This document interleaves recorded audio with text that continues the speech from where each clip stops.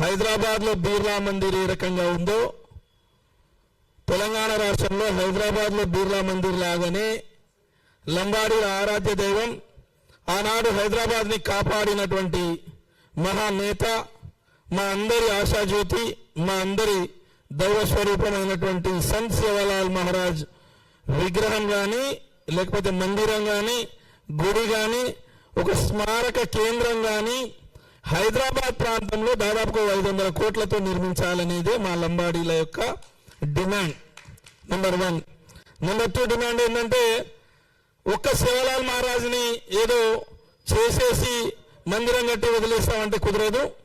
సేవాలాల్ మహారాజ్తో పాటు తెలంగాణ ఉద్యమంలో తొలి బలిదానం చేసినటువంటి ఠాను నాయక్ యొక్క చరిత్ర కావాలంటే ఆ ఠాను నాయక్ యొక్క విగ్రహం కూడా అందరితో పాటు ట్యాంక్ బండ్ పైన ఆవిష్కరించాలని లంబాడీల యొక్క 2వ డిమాండ్.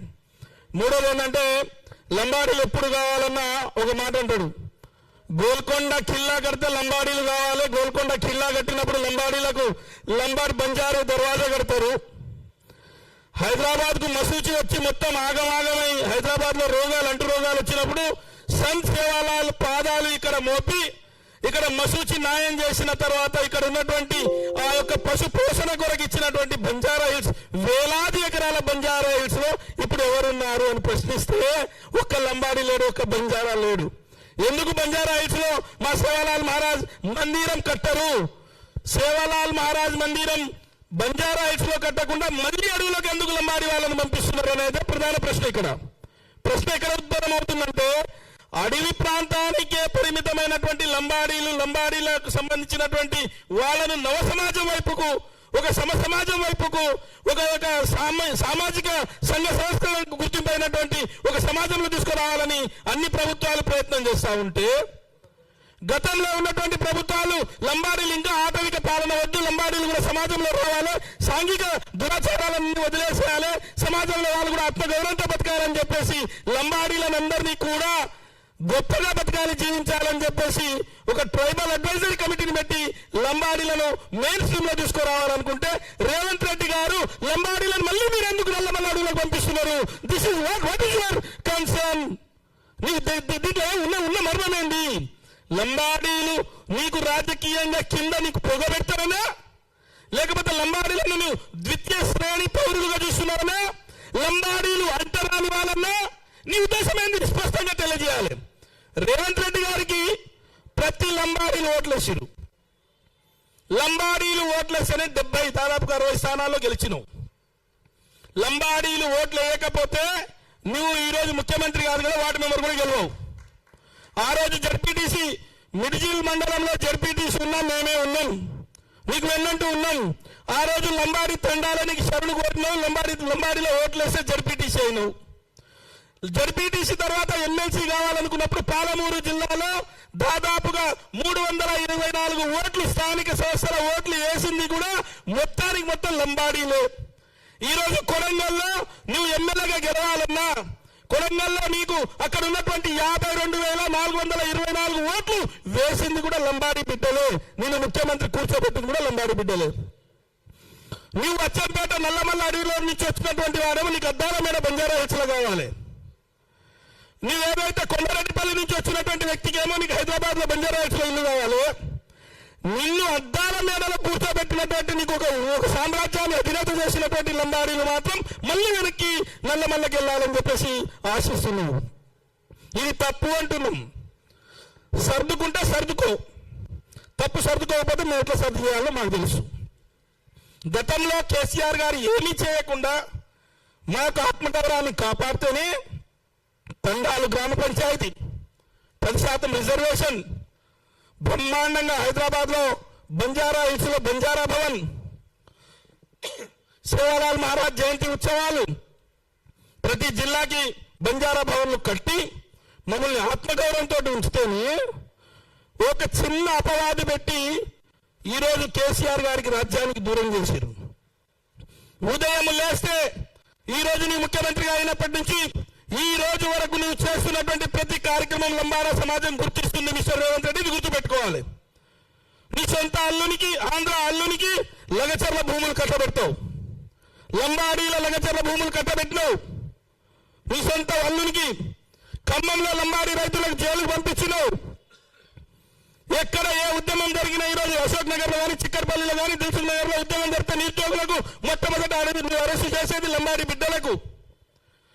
అచ్చంపేటలో ఈరోజు మా సర్పంచ్ పైన దాడి చేస్తే, నీ సొంత ఊర్లో దాడి చేస్తే, ఒక సర్పంచ్ పైన ప్రజాప్రతినిధి పైన దాడులు చేస్తే ఈ రోజు వరకు నువ్వు గమ్ముగా ఉన్నావు. ఈ రోజు వరకు నువ్వు కావాలని లంబాడీలను అనగదొక్కుతున్నావు, రాజకీయంగా దూరం చేస్తున్నావు. మేము తెలంగాణ రాష్ట్రం ఏర్పడితే తెలంగాణ రాష్ట్రం కంటే ముందు రజాకారుల ఉద్యమంలో ఒక తుపాకీ తూటాలకు బలిదానం ఇచ్చినటువంటి ఠాను నాయక్ చరిత్ర మాది, లంబాడీలది. తెలంగాణ ఉద్యమంలో లాఠీలకు, తూటాలకు, పారామిలిటరీ బలగాలకు, పోలీసులకు ఎలాంటి జైల గోడలకు కూడా లెక్క చేయకుండా దాదాపుగా 100 కేసులు మోసి తెలంగాణ ఉద్యమంలో పోరాటం చేసి తెలంగాణ తీసుకొస్తే మొదటి 2 సార్లు మాకు మంత్రి పదవి ఉంటే ఈ రోజు వరకు నీ మంత్రి పదవి ఇవ్వలేదు. బిడ్డ నీ కింద పొగ పెట్టాలో ఇంకేం పెట్టాలో మాకు తెలుసు. లంబాడీలకు మంత్రి పదవి ఇవ్వవు. లంబాడి గుడిని తీసుకుపోయి, దేవుడిని తీసుకుపోయి నల్లమల్ల అడవులలో పెడతా ఉంటావు. లంబాడీలో ఒక విశ్వవిద్యాలయం ఏర్పాటు చేయవు. లంబాడీలకు బ్లాక్ పోస్టులు ఇవ్వవు. మా భరతన్న చెప్పినట్టుగా లంబాడీ బిడ్డలకు, రైతులకు సంబంధించి ఇప్పటి వరకు కూడా ₹1 ఇవ్వవు.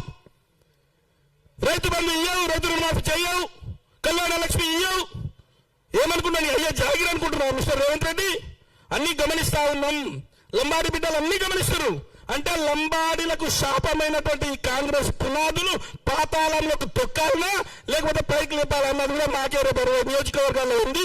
తస్మాత్ జాగ్రత్త. ఇక మా సన్నాసులు ఉన్నారు, భరతన్న తిట్టకూడదు అన్నారు. కానీ ఈ సన్నాసులకు తిట్టకపోతే, చెప్పుతో కొట్టకపోతే ఏం చేయాలి? మా కొంతమంది సన్నాసులు ఉన్నారు, శాసనసభ్యులు, ఎమ్మెల్యేలు. ఒక ఎమ్మెల్సీ ఉన్నాడు. ఈ ఎమ్మెల్యేలకు కానీ ఎమ్మెల్సీలకు కానీ సోయి లేదు, లంబాడీలపై ప్రేమ లేదు, లంబాడీలపై జరుగుతున్నటువంటి అన్యాయం గురించి మాట్లాడారు.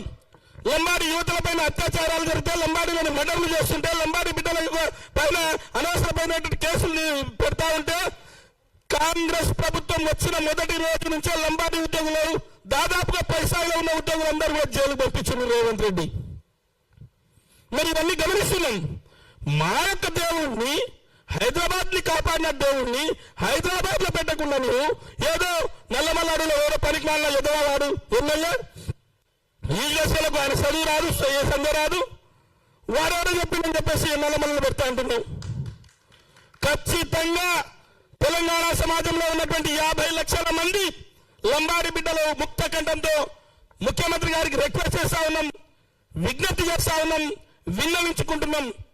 హైదరాబాద్ లో బిర్లా మంది ఏ రకంగా అయితే ఉందో సేవాలాల్ మందిరం కూడా అట్లనే కట్టించి ఇవ్వాలి.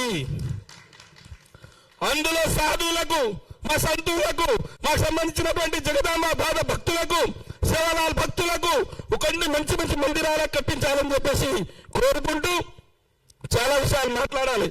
నేను గతంలో ఒకసారి మీటింగ్ పెట్టినప్పుడు కూడా రావాలి. ఆ రోజు నేను మద్దూరు ఎలక్షన్లో ఉన్నా, అన్నని రిక్వెస్ట్ చేసినా, అన్న నాకు మద్దూరు ఎలక్షన్ ఇన్ఛార్జ్ ఇచ్చారు, నేను రాలేకపోతున్నా, ఏమనుకోకు అంటే ఖచ్చితంగా మనలోకి పంపించమని చెప్పి ఆ రోజు నేను కూడా మాట్లాడినా.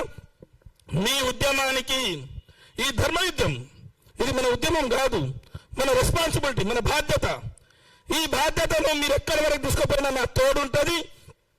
ఇందాక మాట్లాడుతుంటే ఒక ప్రొఫెసర్ ఉండే, వెళ్ళిపోయింది ఆయన, శంకర్ నాయక్ గారు ఉండే. శంకర్ నాయక్ గారు ఒక మాట అన్నారు, ప్రతిపక్ష నాయకులు కూడా మాట్లాడాలి అని. ఖచ్చితంగా సంజీవన గారు మీరు ఒకసారి మాట్లాడి ఒక కమిటీ ఏర్పాటు చేసుకొని ఈ కమిటీ సభ్యులకు అందరినీ కూడా రామన్న గారికి, హరిశన్న గారికి కల్పించే బాధ్యత కూడా మేము తీసుకుంటాం. ఖచ్చితంగా మా తరఫున వాళ్ళు కూడా ఏ వేదికలపైన మాట్లాడినా ఖచ్చితంగా మాట్లాడేటట్టు ప్రయత్నం చేస్తామని చెప్పేసి ఈ వేదికకు తెలియజేస్తూ ఈ అవకాశం ఇచ్చిన మోతిలాల్ అన్నకు, ఈ వేదికకు అందరూ కూడా పేరు పేరున జై సేవలాల్.